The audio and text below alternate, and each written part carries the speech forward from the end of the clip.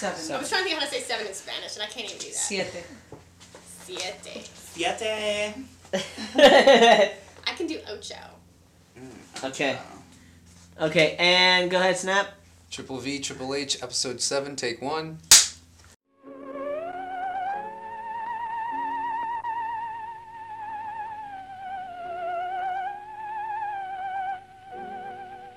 Veronique von Venom, horror hostess Hottie here, with Frisco. Hi everybody, how's it going? He's kind of an expert on Leatherface, and today's episode is Hell Bent for Leatherface. Get it? Leatherface. I love it. Is that my shirt? No, why? No. I just got it. Well, it looks good. You don't like it? I do. I like it. You I like sure? your DSL. What? DSL. That's dial-up, right? It's faster than dial-up. That's not what I meant. No. Is that mine? You oh no, it's your necklace. Anyway. You're supposed to review all the Texas Chainsaw Massacres. Oh, and I'm because it's a lot of work and I don't want to.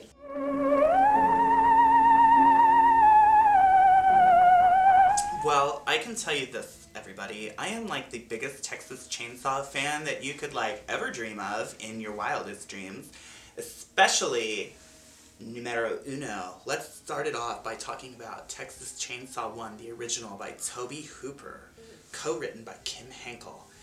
So, anyways, the first movie, originally made in the 70s, was like kind of based off of this guy. I don't know if you ever heard of him. Ed Gein. Oh my god. Scariest guy alive ever. Oh, jeez. He wore people's faces. He wore their nipples on his nipples. He made things out of things. Oh my god. So many things. What are you Zeus, doing? I was just texting Zeus. Why?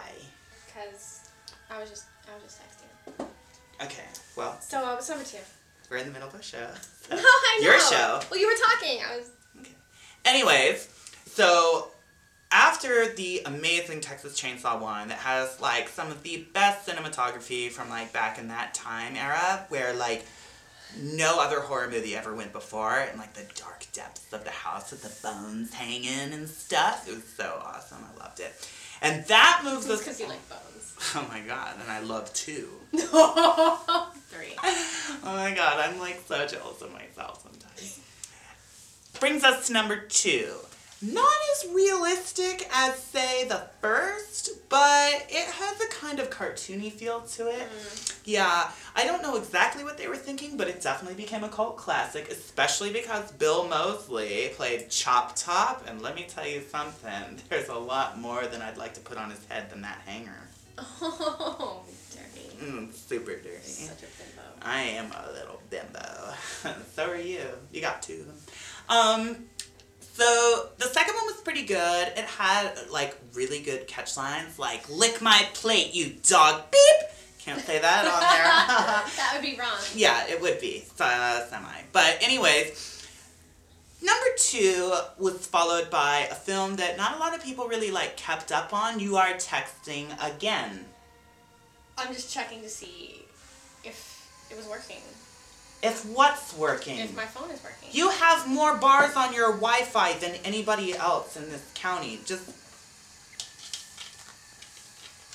can't even fit it in there because of your rhinestone. Usually never stops you. Oh my gosh. That's clever. That's clever. You're a clever girl. Anyways, so Texas Chainsaw 3 was never exactly really known by many fans. It's become semi-cult classic, but it's still kind of just one of the hit or miss movies. I don't know. Viggo Mortensen was in it. He's hot. Yeah, I guess that means he really had a history of violence prior to the rest of his career. You get what I did there? Oh my God, it's so witty sometimes. And so then... Big wits. Yeah, you got big old ones. And so then there was Texas Chainsaw Massacre: The Next Generation, starring Matthew McConaughey and Renee Zellweger, which I believe was directed by Kim Henkel, the co-writer of the original, because he wanted to reboot the series. But what he eventually wound up doing was just making a film that didn't exactly hit it home with audiences, but rather introduced us to quite an incredibly shirtless Matthew McConaughey who could cut himself, act psycho, and by all means be like the hottest hunk I've ever seen on this side of the silver screen, I'll tell you. Wow. I know. Then that film was followed, which, by the way, Renee Zellweger apparently does, like, totally hate that she ever did that movie, which I don't understand. Totally hate her. Yeah, well. What am I? Yeah. It's terrible. Yeah, she should write it in her diary. So, anyways, there was another film that eventually came out. Came out like you did. Hello. No jokes. This film, Texas Chainsaw Massacre, was a remake by Marcus Nispel. And I have to say that I kind of liked it. I thought Jessica Biel was a little in it because, I mean, who believes that there's really that many hot girls out there in the horror world? Anyway, so it was okay. What? What? Oh, nothing. Go ahead. Such a jerk. Anyways. I'm giving your own little segment here.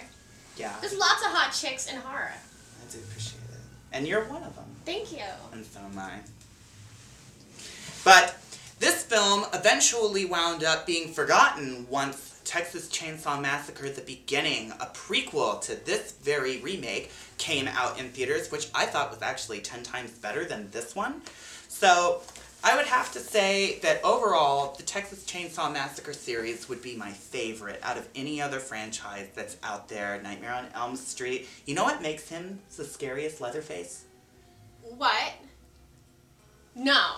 Are you kidding me? I was taking pictures. Why? So we can Facebook it later. I was taking a nice picture and I was gonna send it out. He bugs you 10 times out of 10 whenever you're doing this show. And the one time that I have a segment to do that you invited me so nicely over to do, and he's not bugging you, and you're on your phone, and I see sparks shooting out of it.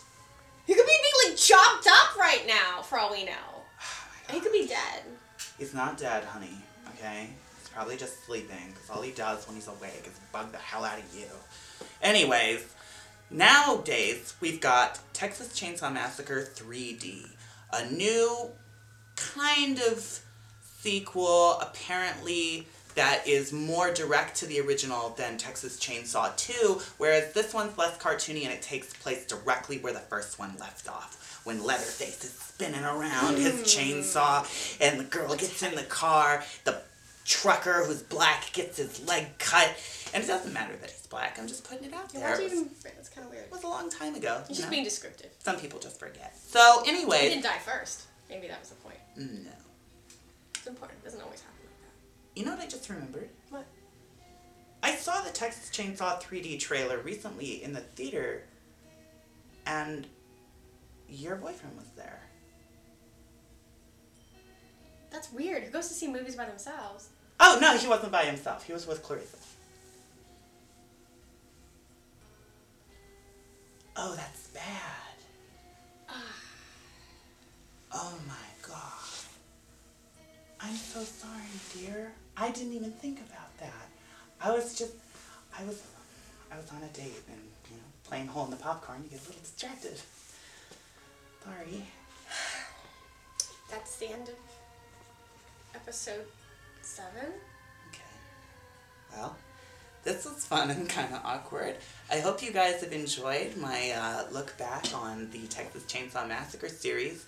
Stay tuned for when Texas Chainsaw 3D comes out in theaters this coming January. What? Stop! Text. Oh no, this is a good one. Gosh. I guess we'll see you guys. And your mother.